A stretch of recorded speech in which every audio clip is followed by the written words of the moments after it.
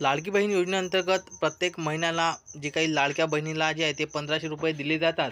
तर फेब्रुवारी महिन्याचा कधी हप्ता येणार आहे याची जी काही प्रतीक्षा आहे ती लागलेली होती. तर या संदर्भात उपमुख्यमंत्री अजित पवार यांनी जी काही माहिती आहे ती दिलेली आहे.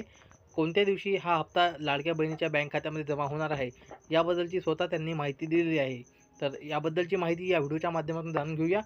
यासाठी व्हिडिओमध्ये शेवटपर्यंत राहा. माहिती महत्त्वपूर्ण आणि उपयुक्त वाटल्यास इतर लाडक्या बहिणींपर्यंत माहिती शेअर करा.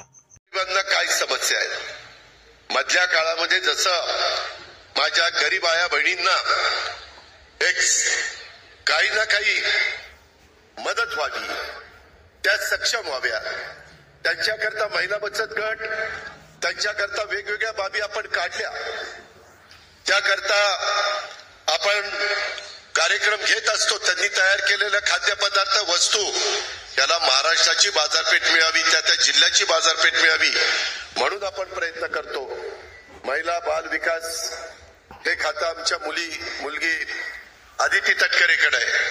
तिनं त्याच्यामध्ये लक्ष घातलेलं आहे. त्याच्यातून लाडकी बहीण योजना आणली.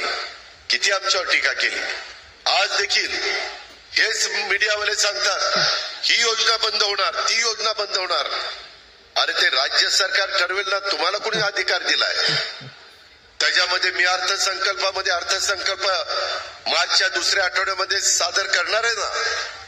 त्यावेळेस राज्याचा आर्थिक शिस्त, आर्थिक घडी बसवण्याच्या दृष्टिकोनातून आम्ही पावलं उचलतोय. आज माझ्या लाडक्या बहिणी इथं बसल्यात. मला या सभेच्या निमित्तानं सांगायचंय, कालच मी इथं परतूर मंठ्याला येत असताना 3500 कोटी रुपयाच्या चेकवर सही केली. 8 दिवसात माझ्या बहिणींना पैसे मिळणार आहेत. फेब्रुवारीचे पैसे मिळणार आहेत. आम्ही शब्दाचे पक्के आहोत.